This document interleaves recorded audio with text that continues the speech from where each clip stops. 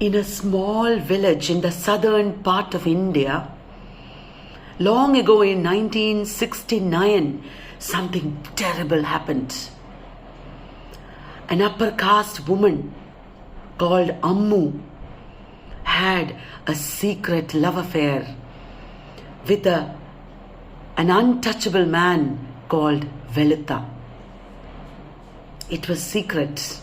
Beside the river Meenachal, the lovers met secretly. They thought nobody knew it, but the affair was discovered. Vallath was beaten to death. Ammu was thrown out of the house. Her twins, a boy and a girl, they suffered. They lost their mother. They lost their family. They lost everything. 23 years later, they are again getting reunited. Esther has come from Calcutta to this village called Ayemanam, and Rahel is coming to meet Esther. They are frustrated, 31-year-old people. They are angry. They have lost their family, their mother. They have lost everything because of social pretensions like caste and class. And when they meet, they secretly sleep together. They make love.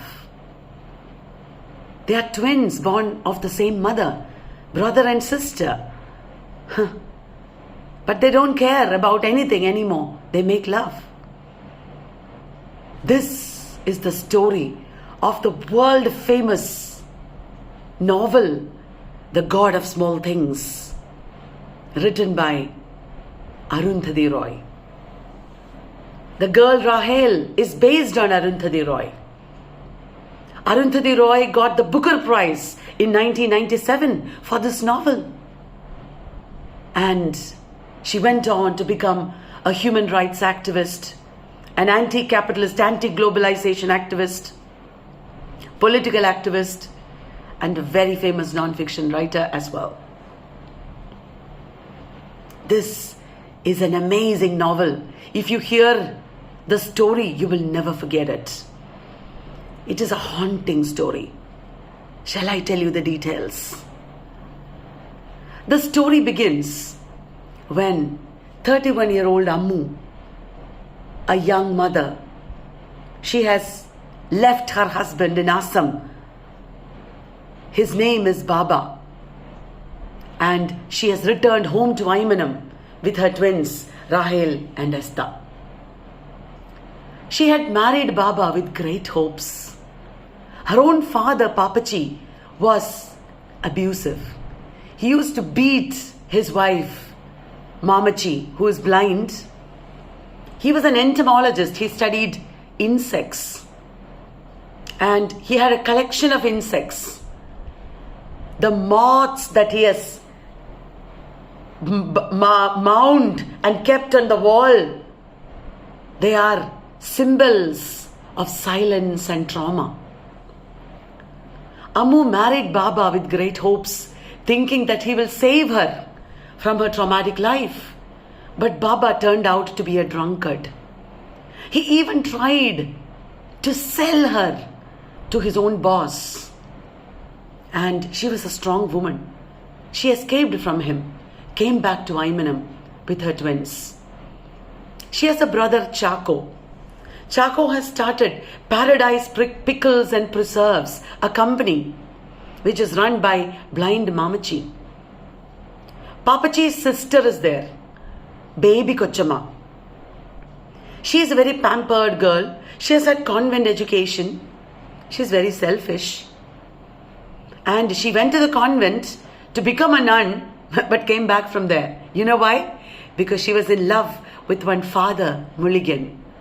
She thought that she will be closer to the father, church father, if she becomes a nun. But she couldn't stand it there. So she came back. And she is like the villain of the story. Because she doesn't care for Ammu or the twins. She thinks only about herself. the twins were separated after Ammu's death and her lover Velutha's death. The twins were separated for 23 years. That is how the story begins. The novel begins. But that is in the year 1993. Ammu and the twins returned from Baba in the year 1969. The novel, God of Small Things, is non-linear. It alternates between 1969 and 1993. Some of the story of 69, then some of the story of 93. Some of the story of 69 again, then again 93. Like that, the story is told. When Ammu and the twins return home, she is a lonely woman, still beautiful and young, still longing for attention and love, longing for a man. And she falls in love with an untouchable man, Velutha. Now, we are told the story of Velutha from Rahel's memories of 1969. She remembers that their life changed completely, not only because of her mother's affair with Velutha, but because of something the twins had accidentally done. They had led to the death of their little cousin, Sophie Mole. She remembers the day of Sophie Mole's death. She died of drowning. And she remembers Sophie Mole's funeral. Now what happened? How did this happen? I will tell you. Sophie Mole was Chaco's daughter. Chaco is the brother of Ammu. Chaco had got education abroad in the UK, in England. This family, they are Syrian Christians. Ammu, Chaco, their parents, Papachi, Mamachi, their aunt, Baby Kochama, Syrian Christians in Kerala. And they're Anglophiles. They like to dress like English people. They like to speak English. They get convent education. And Chaco went abroad. Baby Kochama also got very good education abroad. In England, Chaco met in a cafe a waitress called Margaret. Rahel and Esther call her Margaret Kochama. And Chaco fell in love. At first it was beautiful. They had a good life. And they had a daughter, Sophie Mole. But very soon, Chaco turned out to be a bad husband. Margaret was fed up with Chaco. She wanted divorce. And she married a man called Joe. When Rahel remembers Sophie Mole's death, Margaret and Sophie Mole are coming to Ayemanam after this second husband Joe's death. Joe died in an accident. And they are coming back to Ayemanam just to visit Chaco, because Chaco is the father of Sophie Mole. And they are English people, Margaret Kochama and Sophie Mole. Rahel and Esther and the whole family goes to the airport. They go in their little car, long drive, and this trip to the airport is discussed in great detail. In their car, when they are going, Rahel is there, Esther is there, Chaco is there, Baby Kochama is there, Ammu is there. They are suddenly stopped because of a communist procession. Kerala is a communist state, especially at that time. And at that time, in the whole of India, communism was looked down as somehow related to rebellion and protest, especially since near Calcutta, Naxalitism was growing at that time. Some villagers were helped by communists, the communists of the northeast, and some of them turned violent, like terrorists. They turned Naxalites.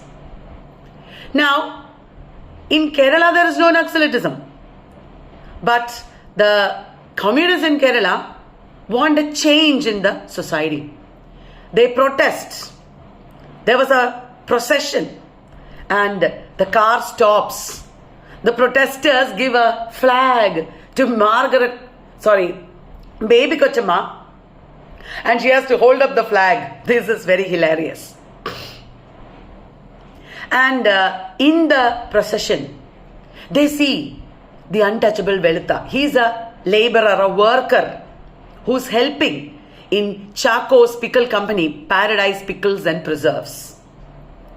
This pickle company and pickling, making jams, etc., is like a symbol for preservation of memories. We try to preserve everything. We try to preserve tradition. We try to preserve our values, so-called values. We try to preserve our beliefs about morality. But everything changes. Things change in a day. We later understand from the novel. So, seeing Velutha in the protesters group, Chaco and everybody is like scared. Is he going to start a trade union in our pickle company? Is he going to start trouble in our pickle company? They are a little worried. Now the trip to the airport is very long. Suddenly they can't go to the airport. They have to stay there in a hotel one day. Next day they will go to the airport early in the morning. So there is time. So the family decides to go watch a movie. They go to one talkies, one theatre, and watch Sound of Music. They are Anglophiles. The children already know the songs from Sound of Music. In the break time, Esther, the 7-year-old boy, the twins are 7 years old at this time, 1969. Esther goes out to get a drink. There, the man who sells the drink, orange drink, lemon drink man, they call him. They don't know his name. He sexually abuses Esther. Little boy, Esther is.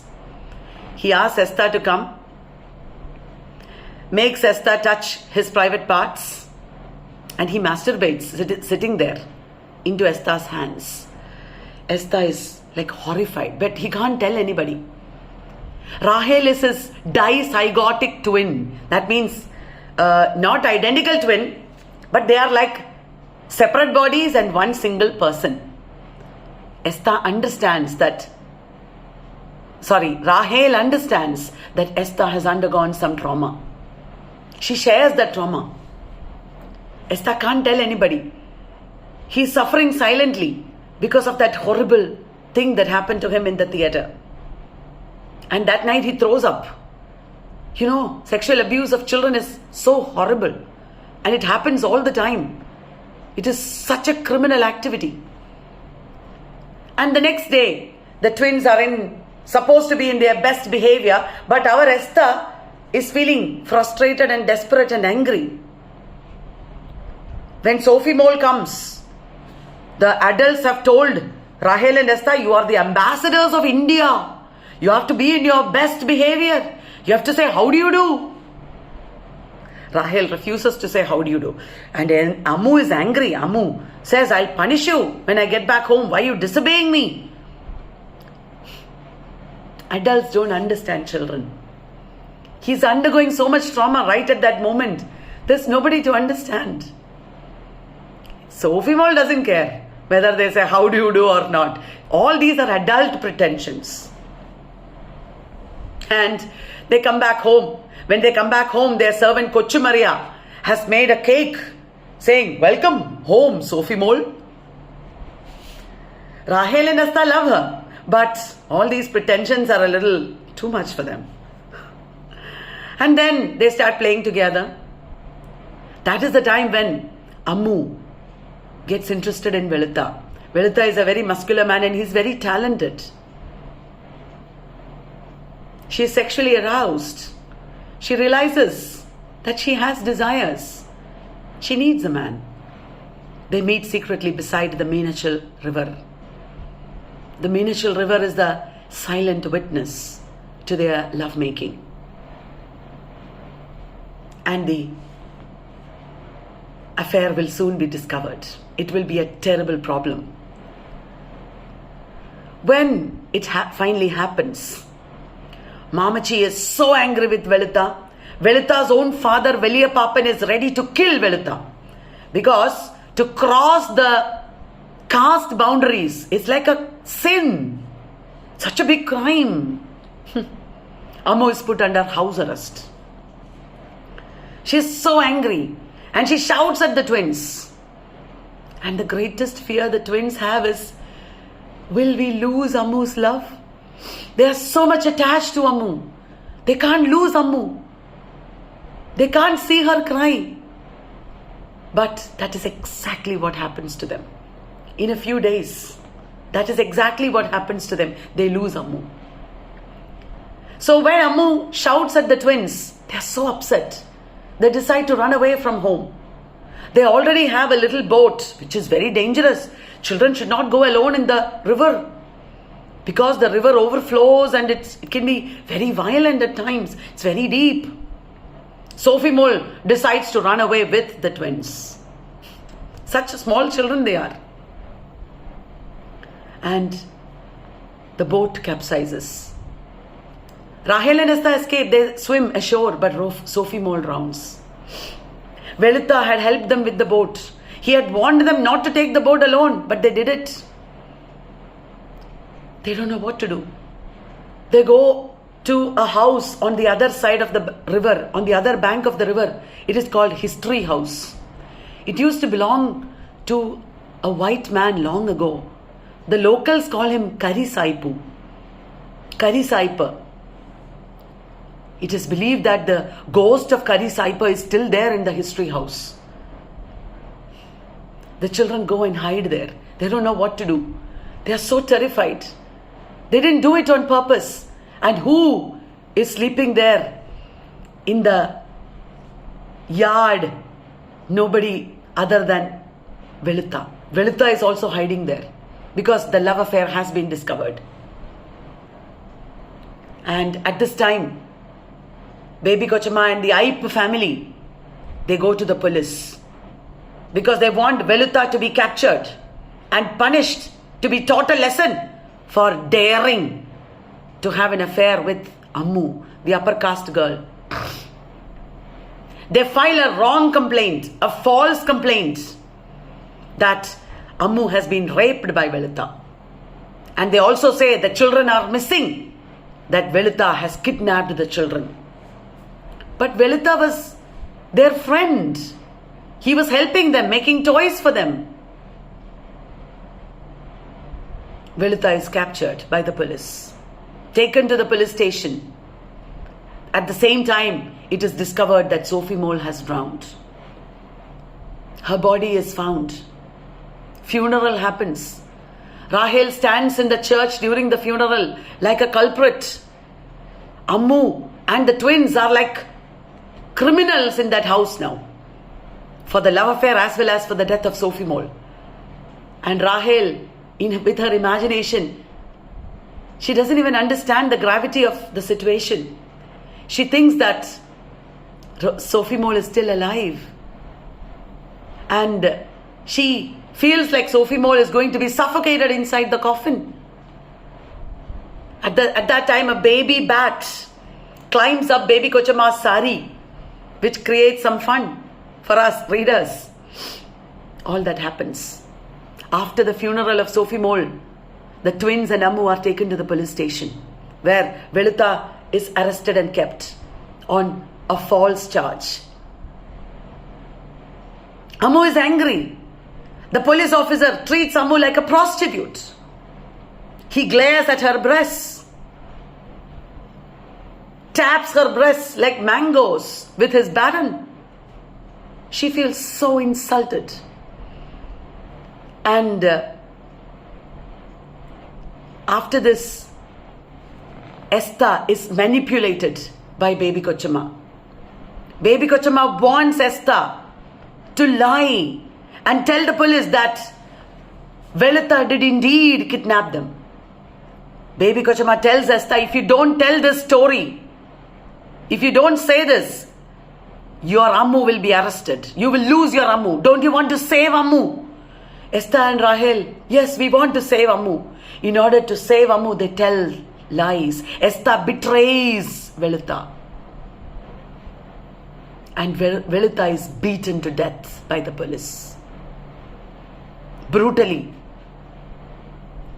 This is the moment when childhood, walked out, tiptoed out, and silence slid in. Vallath fell silent after this. He never talked much after that. It was a moment of initiation for him. He lost his innocence. He realized the ways in which the adult world works. Vallath is beaten to death for no crime, for no sin, for no fault of his. And Ammu is thrown out of the house by Chako. She lives like a destitute. She falls ill. Sometime later she visits one time. She was coughing. She was very ill, and very soon after that she dies.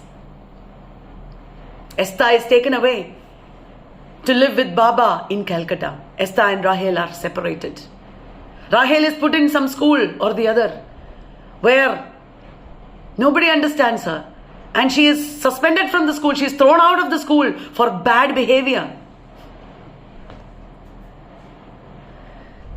She enters architectural college in Delhi. She was a lonely, broken girl. She marries an American. Couldn't be happy with him. Divorced. Somehow managed to live on.